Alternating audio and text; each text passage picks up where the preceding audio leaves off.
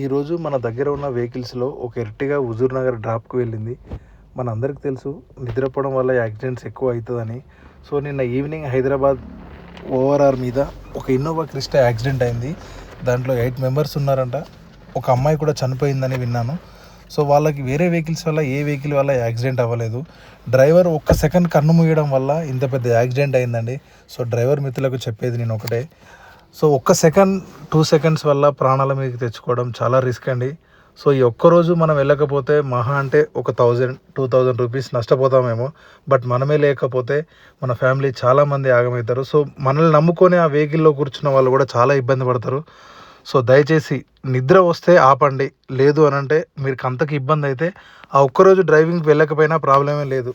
ఆ ఒక్కరోజుతోనే మనం ఏం బిల్డింగ్లు కట్టము. సో దయచేసి డ్రైవర్ మిత్రులందరూ గుర్తుపెట్టుకోవాలి.